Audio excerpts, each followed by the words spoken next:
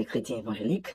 Et au cours du débat, il y a une dame d'un certain âge, une maman, je vais dire comme ça, qui m'a posé une question. Donc tu veux dire quoi? Que les païens là, c'est de bonnes personnes? J'ai dit oui, c'est de bonnes personnes. Attends, donc tu veux dire que toi, tu peux avoir pour ami un païen, tu peux marcher avec un païen? J'ai dit, c'est pas que je veux dire, hein. J'ai des amis qui sont païens, comme tu dis là. Et puis je marche avec eux. Et de loin, ils font partie des meilleures personnes avec qui j'ai marché dans ma vie. Oh là là là là, la dame est choquée. Mais comment tu peux dire les choses comme ça? La Bible a dit sauter du milieu d'eux. Le père Abraham, notre père Jacob, notre père... Oh là là là là. J'étais en train d'écouter. Et pour moi, c'était argument contre argument. À la fin, ils ne m'ont plus invité là-bas et l'émission n'a jamais été diffusée. Et vous savez pourquoi? Chers chrétiens et chères chrétiennes, soyons un peu ouverts d'esprit. Non, je le dis parce que j'ai fait des constats qui sont des véritables aberrations. Pas pour être injurieux, mais je le dis souvent, le niveau du débat vole tellement bas que tu es choqué. Est-ce que vous savez que vous pouvez avoir une analyse qui est argumentée, qui est cohérente, qui est intelligente et donner votre avis sans dire la Bible dit? Parce qu'en vérité, la Bible, là, c'est normal que c'est le socle de votre connaissance. Mais tout le monde ne connaît pas la Bible. Et la Bible n'est pas une référence pour tout le monde. Sortez de votre monde un peu. On vous demande des informations, sourcez-les, analysez. Mais tu causes avec certaines personnes, l'argumentaire est tellement bas. Dès que tu parles un peu, est-ce qu'Abraham a dit ça? Est-ce que Jacob a dit ça? Mais en vérité, tout ne peut pas être écrit dans la Bible. Et ce qui me fait mal, c'est que les gens que vous prenez, par exemple, là, vous êtes incapables d'avoir la même vie qu'eux. Ils ne sont pas vous, vous ne pouvez pas faire l'effort de faire ce qu'ils ont fait, mais vous n'avez que leur nom dans vos bouches. Oui, Abraham a dit, Jacob a dit, le Seigneur Jésus a dit, on a compris. Toi, tu dis quoi? Qu'est-ce que tu dis là? C'est ça qu'on écoute maintenant. Même dans des causeries, dans des débats comme ça, tu vois, l'esprit est fermé, il est obtus. Il ne peut pas aller plus loin que ça. Prenez argumenter, c'est ce que je dis. Soyez curieux, soyez cultivés. Cherchez des informations. Même par curiosité, allez chercher des informations. Rien que pour que vous soyez capable de convaincre les gens. Et pour que vous ayez une place dans cette société. Les chrétiens souffrent de carence de connaissances. C'est pourquoi ils sont en retard dans beaucoup de choses. Hein. C'est pas le diable qui est leur ennemi. Mon peuple périt faute de connaissances. Les chrétiens n'ont pas la connaissance. Ils n'ont pas la connaissance des affaires, ils n'ont pas la connaissance de la gestion des relations, ils n'ont pas la connaissance. Tout ce qu'ils citent en longueur de journée, c'est la Bible, la Bible, la Bible, la Bible, la Bible. Pourtant, ils ne font pas ce que la Bible même dit. Deuxième des choses sur lesquelles je veux attirer l'attention des chrétiens.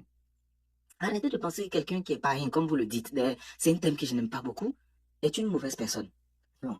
La qualité d'une personne là, c'est pas lié à sa religion. Moi, je considère qu'une bonne personne, c'est une personne qui aime son prochain. C'est une personne qui a un bon cœur, c'est une personne qui a des valeurs. Si une personne a des versets bibliques dans la bouche, pris des heures, mais qu'elle a dans son cœur de la rapine et de la méchanceté pour les gens, qu'elle complote contre les gens, elle est aigrie, pour moi, c'est une mauvaise personne. Alors, vous pouvez appeler quelqu'un païen comme vous voulez. Mais souvent, il y a des païens qui sont de très bonnes personnes, hein. Des personnes avec des valeurs, avec de bons caractères, des personnes qui aiment leur prochain, des personnes qui aident partout. Et remarquez bien dans ce monde, les actions sociales, les gens qui aident le plus financièrement, qui ont un impact sur la société, c'est qui? Ce sont les païens. Les chrétiens eux-mêmes, ils ont créé quoi? Ils ont inventé quoi?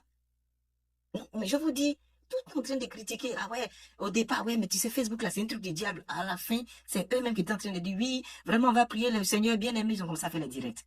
Ce que vous avez combattu hier, vous utilisez aujourd'hui. Mais c'est mauvais là. Vous avez fait quoi comme proposition sur le plan technologique pour que les gens utilisent? Rien du tout. Vous savez toujours comment on doit faire les choses, vous ne les faites pas, mais vous attaquez tous ceux qui essaient de faire les choses. C'est ça. Il y a une femme, pendant l'émission, la femme me demande, donc tu veux dire quoi? Que un parrain peut être un bon mari. Je dis, mais il peut être un excellent mari. C'est parce que tu le vois assis derrière une bière ou bien il a une cigarette en la main, que c'est un mauvais homme qui est là. Il peut être plus aimant, plus attaché, plus proche, plus responsable que quelqu'un qui passe tout son temps à l'église, mais qui est mauvais, qui est méchant et qui est égoïste.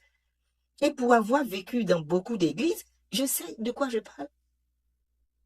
Il faut monter le niveau du débat. Il faut avoir plus d'impact. Il faut apporter plus. J'aimerais dire aux chrétiens ou aux chrétiennes, le style ne fait pas une personne. Je vous assure, j'ai cherché l'église, j'ai trouvé l'église dans le monde. J'ai cherché le monde, j'ai trouvé le monde dans l'église. Pour vous dire qu'en fait, le style d'une personne, c'est ce qu'on voit. C'est pas parce que la personne en costume, 3 pièces en longueur de journée, que c'est une bonne personne. C'est pas parce que tu vois quelqu'un qui a fait des drugs, qui a porté un gros pantalon, qui a des tatouages, que c'est l'enfant du diable et qu'il va aller tout droit, sans interruption, en classe VIP en enfer. Ça n'a rien à voir. Il peut être comme il est là. Et puis Dieu l'aime comme il a un bon cœur, il a un bon comportement, et il a plus la foi en Dieu que toi, qui prie en longueur de journée.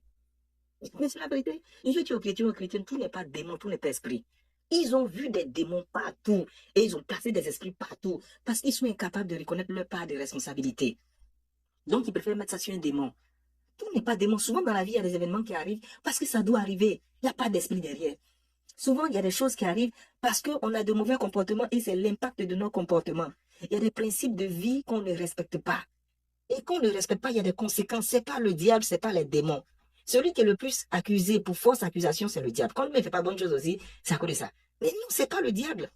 Arrêtez d'accuser des esprits partout. Souvent, vous posez des actions qui ont des conséquences. Assumez les actions là. Comment le diable? On a entendu tous les noms des esprits. Esprit de dormir dehors, esprit de insomnie, esprit de poche percée, esprit de manger chez les gens. On a entendu toutes sortes d'esprits. Arrêtez d'inventer les esprits. Il y a des choses qui sont souvent simples. Je vais juste dire dans cette vidéo, élevons le niveau de débat. Ayons un esprit plus ouvert. Parce que je n'ai jamais vu un groupe aussi sectaire qui font tout entre eux et qui disent aux gens que Dieu est amour, il accepte tout le monde. Mais Dieu même qui accepte tout le monde, vous-même, vous n'acceptez pas les gens. Vous-même, vous jugez, vous triez les gens, mais vous dites que Dieu accepte tout le monde. Moi, je considère que ce n'est pas parce que tu ne viens pas à l'église que tu es une mauvaise personne. Moi, quand tu me demandes, je dis, j'ai choisi Jésus, je suis chrétien, mais je ne vais pas t'obliger à venir ou bien faire une comparaison. Oui, tu sais, le christianisme est mieux que l'islam. Pour moi, rien de tout ça n'est mieux l'un que l'autre. Ce qui est mieux, c'est le cœur d'une personne et sa connexion avec Dieu. C'est fini. Si tu as un bon cœur, tu sais traiter bien les gens et tu as une bonne connexion avec Dieu, pour moi, tu as le meilleur des profils. Si tu veux, sois bouddhiste, sois qui tu veux. Ce qui fait ton essence, c'est qui tu es au fond de toi. C'est pas l'enveloppe. Et en vérité, vous savez, comme dit Dieu, Dieu nous juge sur la qualité de nos cœurs et la qualité de nos actions. C'est fini.